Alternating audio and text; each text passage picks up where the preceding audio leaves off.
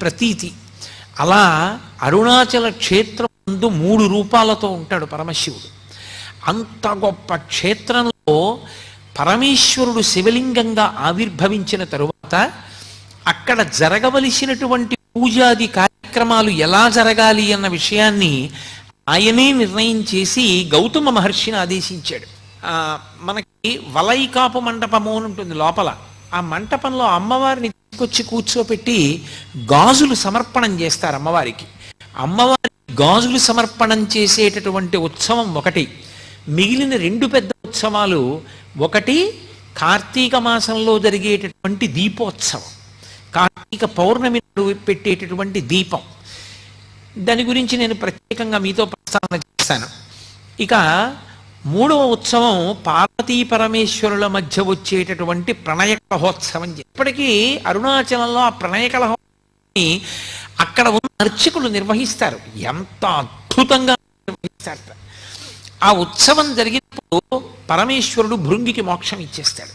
పార్వతీదేవికి కోపం వచ్చి అపితకుచాంబ అమ్మవారు దేవాలయంలోకి వెళ్ళి తలుపులు వేసేసుకుంటారు.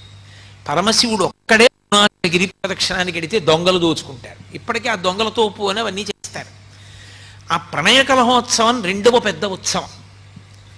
ఇన్ని నిర్ణయం చేసినటువంటి వాడు గౌతమ మహర్షి. ఎవరి ఆజ్ఞ మేరకి? శివాజ్ఞ మేరకే చేశాడు. అటువంటి అరుణాచల క్షేత్రంలో ఆ దేవాలయ ప్రాంగణం అత్యద్భుతమైనటువంటి ప్రాంగణం. బహుశः దక్షిణ భారతదేశం మొత్తం మీద ఏ దేవాలయంలోనూ కూడా అంత పెద్ద గోపురాలు మీకు ఎక్కడా కనపడవు. అంతంత పెద్ద పెద్ద గోపురాలు. ప్రత్యేకించి అరుణాచల క్షేత్రంలో తూర్పు గోపురం శ్రీకృష్ణదేవరాయల వారు కట్టించారు. శ్రీకృష్ణదేవరాయల వారు కట్టించినటువంటి ఆ గోపురం ఇక అంత పెద్ద గోపురం మీకు ఎక్కడా కనపడదు. దాన్ని ఎవరైనా ఇలా తలెత్తి చూడవలసిందే. అబ్బా ఎంత పెద్ద గోపురం అంటారు. అంత గొప్ప గోపురం. అరుణాచల క్షేత్ర వైభవంలో గొప్పతనం ఏమిటంటే దాని ఉత్తర గోపురాన్ని కట్టించేటువంటిది ఒక ఆడావిడ. ఆ స్త్రీమూర్తి పేరు అమ్మణ్ణి అమ్మన్. ఆవిడ చాలా చిత్రమైన వ్యక్తి. ఆవిడ పరమశివుని యొక్క అనుగ్రహం చేత ఆవిడికి గొప్ప యోగశక్తులు కలిగాయి. ఆవిడికి గోపురం కట్టించాలని కోరిక. ఆవిడ ప్రతి ఇంటి ముందుకి వెళ్ళి గోపురం కట్టడానికి చందా అడిగేది. డబ్బులు లేవంటారేమోనని ఆవిడ ఇంటి ముందు నిలబడి ఆ ఇంట్లో ఇనప్పెట్టె ఎక్కడుందో, ఇనప్పెట్టెలో ఎక్కడ డబ్బు పెట్టారో ఆ డబ్బు ఎంత ఉందో చెప్పేది. ఇంట్లో ఎక్కడెక్కడ దాచారో, ఎక్కడెక్కడ దాచిన డబ్బు ఎంత ఉంటుందో చెప్పి గోపురం కడుతున్నాను డబ్బు ఇమ్మని అడిగేది. అడిలిపోయి పట్టుకెళ్ళి డబ్బు ఉండేవారు.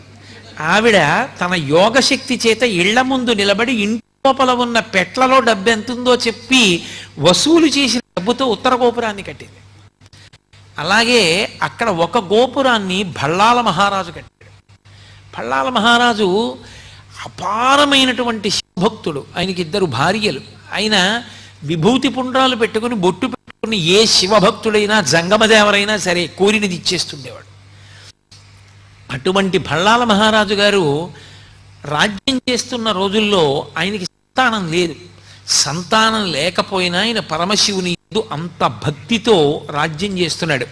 పరమశివుడు ఆయన పరీక్షించాలి, అనుగ్రహించాలి అనుకున్నాడు. ఒక పెద్ద జంగమదేవర వేషం కట్టి తనతో పాటు కొంతమంది జంగమయ్యల్ని తీసుకుని ఒక చీకటి పడే వేళటికి భళ్ళాల మహారాజు ఇంటికి వచ్చాడు. ఆయన వెంటనే వాళ్ళందరినీ స్వాగతం పలికాడు, అర్ఘ్యపాద్యాదులు ఇచ్చాడు, వాళ్ళని సేవించాడు, కూర్చోపెట్టి వాళ్ళందరినీ కూడా చక్కగా మర్యాద చేసి విశ్రాంతి తీసుకోమన్నాడు. ఈ పెద్ద జంగమదేవరు అన్నాడు, నాతో వచ్చిన జంగమయ్యలకి నాకు దేవదాసీల్ని అన్నాడు. దేవదాసీల్ని తీసుకొచ్చి జంగమయ్యలందరికీ ఇచ్చారు. ఒక్క పెద్ద జంగమదేవరికి మాత్రం దేవదాసి లేదు. అయ్యో ఈయనకి ఒక్కడికి దేవదాసిని ఇవ్వలేదని బాధపడినటువంటి రాజు తల పట్టుకుని కూర్చుంటే ఆయన 2వ భార్య పేరు చెల్లమ్మ. ఆవిడ వచ్చింది, ప్రభు మీరు చింతపడకండి, శివసేవలో లోపం రాకూడదు, నేను దేవదాసిగా ఆయన దగ్గరికి వెడతానంది. వెళ్ళమన్నాడు మహారాజు. ఆవిడ ఆ పెద్ద జంగమయ్య పడుకున్నటువంటి గదిలోకి వెళ్ళి ఆయన నిద్రపోతున్నట్టు నటిస్తున్నాడు. ఆయన నిద్ర లేపడానికి ముట్టుకుంది. ఇలాగా ముట్టుకోగా పసిపిల్లవాడైపోయి ఏడిచాడు. అరే పిల్లవాడైపోయాడు చేతుల్లో పట్టుకుని రాజు దగ్గరికి తీసుకొచ్చింది. మహారాజా పెద్ద జంగమదేవర పిల్లవాడైపోయాడు, ఇదిగో తీసుకొచ్చాను, పరమేశ్వరుడే అనుగ్రహించాడు మనకి కొడుకు అని ఇచ్చింది. రాజు ఆ పిల్లాడిని ముట్టుకోగానే పిల్లవాడు అంతర్ధానం అయిపోయాడు. అంతర్ధానం అయిపోయి కొడుకులు లేరు అని వగచావు కాబట్టి నీకు నేనే కొడుకునవుతున్నాను, నేనే కొడుకునై నీ శ్రాద్ధ కర్మ నేనే చేస్తాను ప్రతి సంవత్సరం. నీ శరీరం పడిపోయినప్పుడు నీకు సంస్కారం నేనే చేస్తానన్నాడు. ఇప్పటికి దాదాపు 6 నుంచి 700 సంవత్సరములైంది. ఇప్పటికీ బళ్ళాల మహారాజు గారు చనిపోయిన రోజున అరుణాచల క్షేత్రంలో శివలింగం దగ్గరికి వచ్చి పత్రిక చదువుతారు. బళ్ళాల మహారాజు గారు ఫలానా రోజున ఫలానా తిథిలో ఫలానా నక్షత్రంలో శరీరం విడిచిపెట్టాడు అని. వెంటనే దేవాలయం మూసేస్తారు.